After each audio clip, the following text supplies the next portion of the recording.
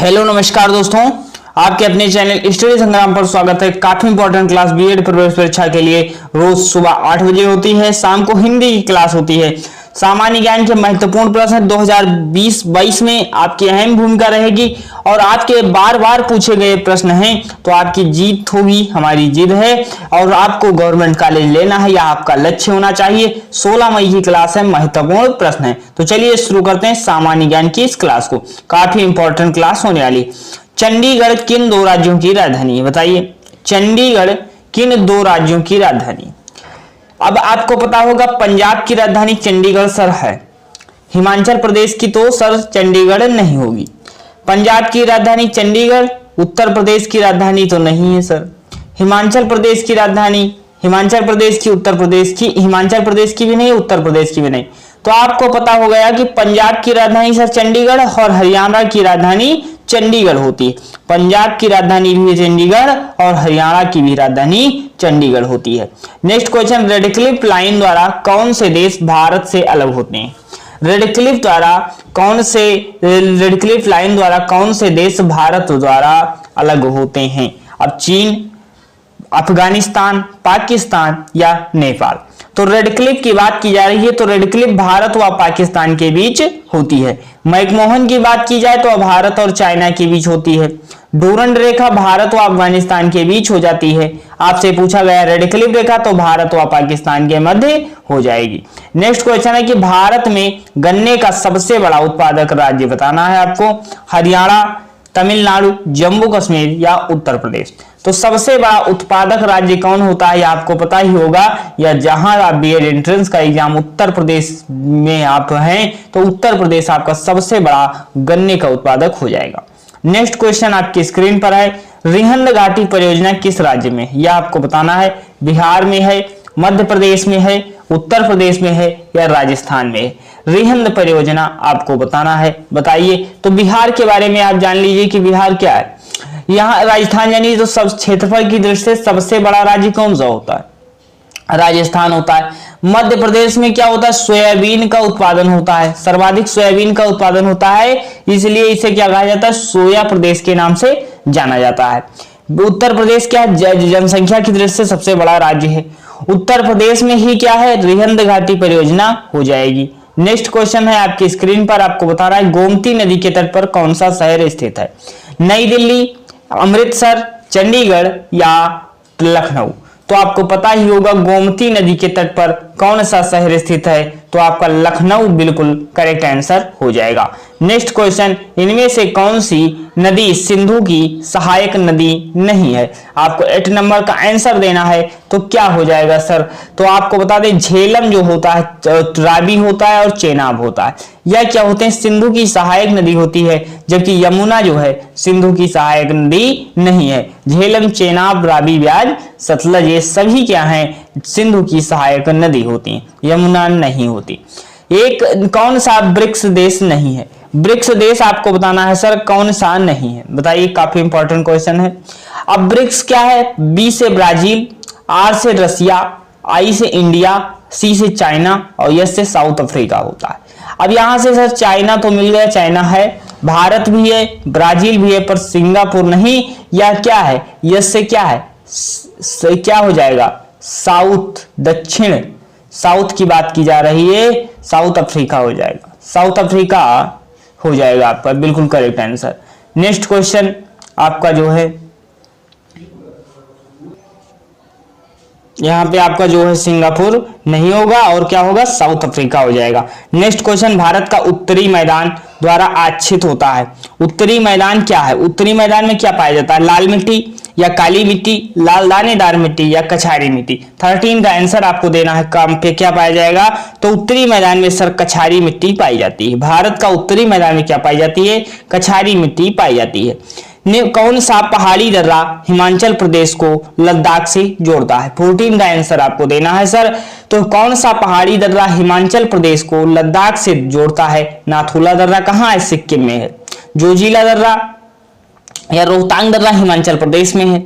अब पूछा है कि हिमाचल प्रदेश को लद्दाख से जोड़ता है वह दर्रा आपको बताना है। 14 का आंसर दीजिए। तो रोहतांग दर्रा आपका बिल्कुल करेक्ट आंसर हो जाएगा, जो कि हिमाचल प्रदेश को लद्दाख से जोड़ता है। नेक्स्ट क्वेश्चन है अकबरनामा के रचयिता कौन है, बताइए। अकबरनामा के काफी इंपॉर्टेंट प्रश्न भी है, आपके एग्जाम में पूछा भी जा चुका है। तो अकबरनामा के रचयिता आपको बताना है बीरबल, कल्हड़, अबुल फजल, इब्न बतूता। तो 15 नंबर का आंसर आपको लोग दीजिए। तो अबुल फजल आपके बिल्कुल करेक्ट आंसर हो जाएंगे। नेक्स्ट क्वेश्चन है आपकी स्क्रीन पर, प्रसिद्ध पुस्तक इंडिका के रचयिता कौन है? मेगस्थनीज, अमीर खुसरो, इब्न बतूता या फाहियान। इंडिका के रचयिता पूछा है आपसे, या यूपी पेट में और आपके एग्जाम में 2 से 3 बार पूछा जा चुका है। तो 16 का आंसर आप दीजिए। तो इंडिका के रचयिता कौन हो जाते हैं? मेगस्थनीज आपके हो जाते हैं। नेक्स्ट क्वेश्चन, मोहम्मद बिन तुगलक असफल साबित क्यों हुआ? क्योंकि वह पागल था, या उसने अपनी राजधानी शहर को स्थानांतरित किया था, उसने अपने पिता को मार डाला था, वह एक व्यवहारिक राजनेता नहीं था। आपको बताना क्या है, वह पागल था इसलिए असफल साबित हुआ, वह उसकी राजधानी को स्थानांतरित किया था इसलिए असफल हुआ, या उसने अपने पिता को मार डाला था इसलिए असफल हुआ, वह एक व्यवहारिक नेता या राजनेता नहीं था इसलिए वह असफल हुआ। नेक्स्ट क्वेश्चन है आपकी स्क्रीन पर, पानीपत की तीसरी लड़ाई कब लड़ी गई? आपको बताना है पानीपत की तीसरी लड़ाई कब लड़ी गई? 1556 और 1630, 1761 और 1769। अब आपसे पूछा गया 18 नंबर का आंसर आप दीजिए। तो 1761 में क्या होता है सर? आपका क्या होता है? पानीपत की तीसरी लड़ाई होती है। एक प्रश्न आपसे और पूछा जा सकता है, 1764 में क्या हुआ था? बक्सर का युद्ध हुआ था। या आपसे डायरेक्ट डेट पूछी जाती है, या आप लिख लीजिए बक्सर का युद्ध कब होता है? 1764 में होता है। काफी इंपॉर्टेंट है, इसे आप नोट कर सकते हैं। नेक्स्ट क्वेश्चन है आपकी स्क्रीन पर, आपको बताना है कि इसका आंसर क्या होगा। जलियांवाला बाग हत्याकांड के बाद किसने नाइटहुड की उपाधि को वह स्वीकार कर दिया था? यह हमने मास्टर क्लास में पढ़ा रखा, अगर आपने मास्टर क्लास नहीं देखी है तो जाकर के आप देख लीजिए। अब नाइटहुड की उपाधि किसने लौटा ली? रविन्द्रनाथ टैगोर, या महात्मा गांधी, या पंडित जवाहरलाल नेहरू, या सुभाष चंद्र बोस ने? तो रविन्द्रनाथ टैगोर ने लौटाई थी नाइटहुड की उपाधि को। नेक्स्ट क्वेश्चन है आपकी स्क्रीन पर, गांधी जी के राजनीतिक गुरु कौन थे? दादा भाई नौरोजी थे, और बाल गंगाधर तिलक थे, या गोपाल कृष्ण गोखले थे, या मोतीलाल नेहरू थे? आपको बताना है। तो गांधी जी के राजनीतिक गुरु कौन होते हैं? गोपाल कृष्ण गोखले हो जाते हैं। अब दादा भाई नौरोजी को हमने मास्टर क्लास में पढ़ा रखा है। इन्हें क्या वयोवृद्ध व्यक्ति कहा जाता है? The grand old man of India इन्हें कहा जाता है। मोतीलाल नेहरू कौन थे? नेहरू रिपोर्ट किसने पेश की थी? मोतीलाल नेहरू ने पेश की थी। नेक्स्ट क्वेश्चन, गोपाल कृष्ण गोखले कौन थे? गांधी जी के राजनीतिक गुरु होते हैं। इस प्रश्न का आंसर क्या है? गांधी जी के राजनीतिक गुरु गोपाल कृष्ण गोखले हो जाते हैं। नेक्स्ट प्रश्न है आपकी स्क्रीन पर, इनमें से कौन सा उत्सव मार्च अप्रैल के महीने में नहीं मनाया जाता? 22 का आंसर दीजिए। 22 का आंसर आपको देना है। तो भाई होली मार्च अप्रैल के बीच मनाई जाता है, ईस्टर, नवरोज, या सभी जो है आपके मार्च और अप्रैल के बीच मनाए जाते हैं, जबकि दुर्गा पूजा आपका जो है मार्च अप्रैल में नहीं मनाया जाता है। नेक्स्ट क्वेश्चन आपकी स्क्रीन पर है, उस प्ले बैक सिंगर का नाम बताइए जिसने भारत रत्न पुरस्कार जीता था? दुर्गा खोटे, आशा भोसले, किशोर कुमार, या लता मंगेशकर? 25 का आंसर आपको देना। तो लता मंगेशकर जो है इन्हें क्या है? इन्हें क्या है? आपको क्या मिला यह बताना है आपको। तो लता मंगेशकर को भारत रत्न मिला, प्लेबैक सिंगर थी। अब इन्हें जो है लता मंगेशकर पुरस्कार कौन सी सरकार देती है? यह आपसे पिछले वर्ष पूछा जा गया है। तो मध्य प्रदेश सरकार लता मंगेशकर पुरस्कार देती है। मध्य प्रदेश सरकार जो है लता मंगेशकर पुरस्कार देती है, मध्य प्रदेश सरकार द्वारा दिया जाता है। पिछले वर्ष का प्रश्न है। नेक्स्ट क्वेश्चन है आपकी स्क्रीन पर, बताइए कि यदि किसी की दुर्घटना में किसी व्यक्ति की आंखों को चोट आती है तो उसे किसकी सलाह लेनी चाहिए? ऑप्थेल्मोलॉजिस्ट की, या ऑप्टिशियन की, या ऑर्थोपेडिक की, या ऑन्कोलॉजिस्ट की? तो आपको बताना है। 30 का आंसर आपको देना है। सर क्या होगा? किसी व्यक्ति की दुर्घटना के कारण आंखों में चोट आ जाएगी तो उसे किसकी सलाह नहीं लेनी पड़ेगी? यह आपको पता होना चाहिए। ऑप्थेल्मोलॉजिस्ट की सलाह लेनी चाहिए। नेक्स्ट क्वेश्चन है आपकी स्क्रीन पर, बताइए कौन सा आंसर होगा। बेसिक, कोबोल, C+ क्या है? ये कंप्यूटर की भाषाएं हैं। या मशीन की भाषाएं हैं, या संकेत की भाषाएं हैं, या असेंबली भाषाएं। 31 का आंसर दीजिए। तो यह आपकी कंप्यूटर की भाषाएं हो जाएंगी। नेक्स्ट क्वेश्चन है आपकी स्क्रीन पर, बताइए कि कौन सा सही होगा। CFL, एलईडी, हाइलोजन, नियॉन, इन चारों का संबंध किससे भाई? यह आपको बताना है, 32 का आंसर देना है। तो भाई सेफल आप जानते थे, एलईडी आप जानते ही हैं, लाइट इमिटिंग डायोड इसका फुल फॉर्म होता है, हाइलोजन है, नियॉन है। सर इनका संबंध किससे? पंखा तो यह है नहीं, यह तो आपको पता लगा क्योंकि एलईडी भी लिखा है, सेफल भी लिखा है। गैस की किस्में तो इसमें लैंप मान सकते हैं। लैंप यहाँ पे ऑप्शन दिया है तो लैंप को हम मान लेंगे कि यह लैंप ही है क्योंकि उजाला की तरह ये काम करते हैं। नेक्स्ट क्वेश्चन है कि घरेलू तौर पर पानी को मृदु बनाने के लिए वॉशिंग सोडा का इस्तेमाल किया जाता है। यह वास्तव में क्या है भाई? घरेलू तौर पर घरेलू सोडा का क्या नाम है भाई? पानी को मृदु बनाने के लिए क्या है? कैल्शियम बाइकार्बोनेट, सोडियम कार्बोनेट, या सोडियम बाइकार्बोनेट, या कैल्शियम कार्बोनेट। 35 का आंसर देना है। तो क्या हो जाएगा? घरेलू तौर पर पानी को मृदु बनाने के लिए वॉशिंग सोडा का इस्तेमाल किया जाता है। वास्तव में क्या है? वॉशिंग सोडा का आपका फुल फॉर्म पूछा है, घरेलू सोडा नहीं, वॉशिंग सोडा का फुल फॉर्म आपसे पूछा है। तो क्या हो जाएगा? सोडियम कार्बोनेट हो जाएगा। खाने वाले सोडे का सोडियम बाइकार्बोनेट और वॉशिंग सोडा का क्या होता है? सोडियम कार्बोनेट होता है। नेक्स्ट क्वेश्चन है आपकी स्क्रीन पर आंसर देना है। रक्त का थक्का बनने में कौन मदद करता है? प्लाज्मा, थ्रोम्बोसाइट, ल्यूकोसाइट, या एरिथ्रोसाइट। 36 का आंसर देना है आपको। तो क्या हो जाएगा? रक्त का थक्का बनने में मदद कौन करेगा? थ्रोम्बोसाइट मदद करेगा। नेक्स्ट क्वेश्चन आपकी स्क्रीन पर है, बताइए विश्व में व्यापक रूप से फैले रोग को क्या कहा जाता है? सर्वव्यापी, स्थानिक, महामारी, या कदाचनिक। 37 का आपको आंसर देना है। क्या हो जाएगा? विश्व रूप से व्यापक रूप से फैले रोग को क्या कहा जाता है? महामारी कहा जाता है। नेक्स्ट क्वेश्चन आपकी स्क्रीन पर है, आरएनए का फुल फॉर्म बताना है। क्या हो जाएगा? रिन्यूक्लिक एसिड हो जाएगा, रैंडम नाइट्रोजन एक्सेस हो जाएगा, रेगुलेटेड नाइट्रोजन एक्टिवेटेड होगा। तो आपको क्या है? तो इसमें आपको बताना है फुल फॉर्म 38 का क्या हो जाएगा, आपको आंसर देना है। तो राइबो न्यूक्लिक एसिड आपका बिल्कुल करेक्ट आंसर हो जाएगा। आरएनए का फुल फॉर्म क्या होता है? Ribo nucleic acid. इसमें आखिर आपका क्या सही होगा? सोयाबीन में ज्यादा क्या पाया जाता है? प्रोटीन पाया जाता है, कार्बोहाइड्रेट, वसा, खनिज। तो सर्वाधिक प्रोटीन में क्या, सोयाबीन में क्या पाया जाता है? प्रोटीन पाया जाता है, प्रोटीन पाया जाएगा। नेक्स्ट क्वेश्चन है आपकी स्क्रीन पर, रतौंधी किसकी कमी से होता है? विटामिन डी की कमी से, विटामिन सी की कमी से, विटामिन ई की कमी से, या विटामिन ए की कमी से। तो विटामिन ए की कमी से रतौंधी आपका होता है। नेक्स्ट क्वेश्चन है आपकी स्क्रीन पर, बताना है भारतीय राष्ट्रीय कांग्रेस की स्थापना किसने की थी? भारतीय राष्ट्रीय कांग्रेस की स्थापना किसने की थी?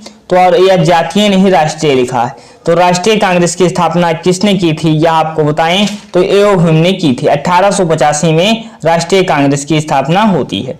नेक्स्ट क्वेश्चन है आपकी स्क्रीन पर, बताना है कि यूनाइटेड स्टेट ऑफ अमेरिका का प्रथम राष्ट्रपति कौन था?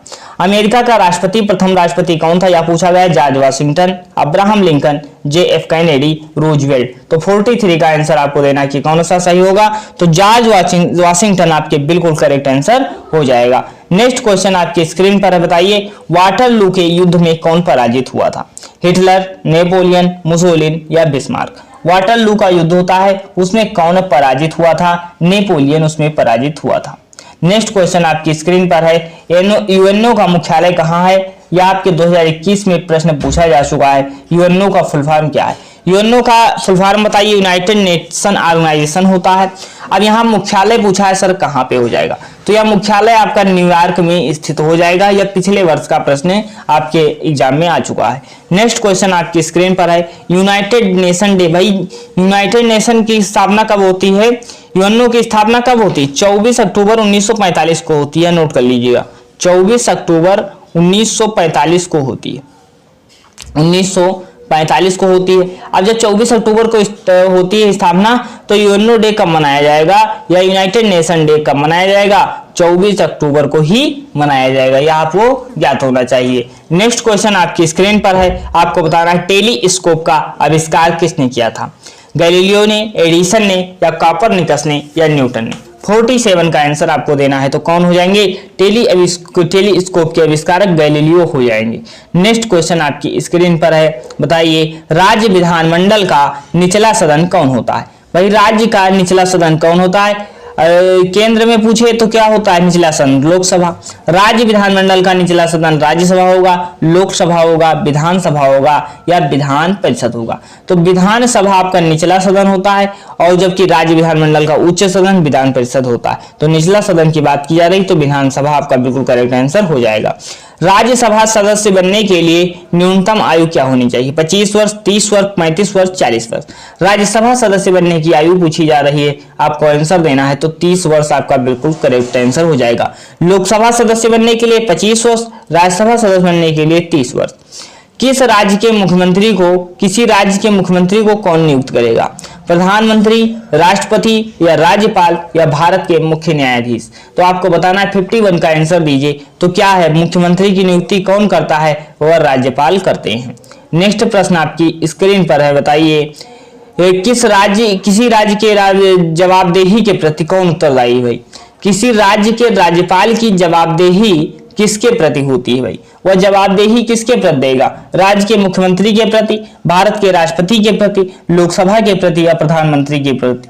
तो 52 का आंसर आपको देना क्या हो जाएगा, तो अब भारत के राष्ट्रपति के प्रति क्या है, जवाबदेही होती है भाई। राज्यपाल की जवाबदेही भारत के राष्ट्रपति के प्रति होती है। नेक्स्ट प्रश्न आपकी स्क्रीन पर है, बताइए कि महाभियोग के द्वारा किसे हटाया जा सकता है। राष्ट्रपति को किसे हटाया जा सकता है, राष्ट्रपति को, प्रधानमंत्री को, अटॉर्नी जनरल को या किसी राज्य के राज्यपाल को। 53 का आंसर आपको देना है, तो राष्ट्रपति को क्या है, महाभियोग द्वारा हटाया जा सकता है। नेक्स्ट प्रश्न आपकी स्क्रीन पर है, लोकसभा के सदस्य का निर्वाचन में से किसके द्वारा किया जाता है। लोकसभा के सदस्य का निर्वाचन किसके द्वारा किया जाता है, इलेक्टोरल कॉलेज के द्वारा या गुप्त मत के द्वारा या अध्यादेश द्वारा या प्रधानमंत्री द्वारा। तो 54 का आदेश देना है आपको, गुप्त मत द्वारा होता है। गुप्त मत के द्वारा क्या होता है, लोकसभा के सदस्य का निर्वाचन होता है। नेक्स्ट क्वेश्चन आपकी स्क्रीन पर है, बताइए आंसर क्या होगा।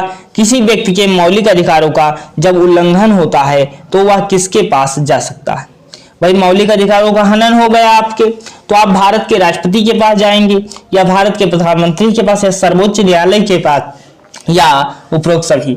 55 का आंसर आपको देना है सर, क्या हो जाएगा, तो सर्वोच्च न्यायालय के पास जाएंगे। सर्वोच्च न्यायालय के पास आप कैसे जाएंगे, अनुच्छेद 32 के तहत जाएंगे, अनुच्छेद 32 के तहत जाएंगे। नेक्स्ट क्वेश्चन आपकी स्क्रीन पर है कि अधिकांश यूरोपीय देश में आमतौर पर मुद्रा का प्रचलन है। अधिकांश देशों में आमतौर पर किस मुद्रा का प्रचलन है, डॉलर, पाउंड, एन, यूरो। 57 का आंसर आपको देना है सर, क्या हो जाएगा, तो यूरो आपका अधिकांश देशों में, यूरोपीय देशों में जो है मुद्रा का प्रचलन हो जाएगा यूरो का।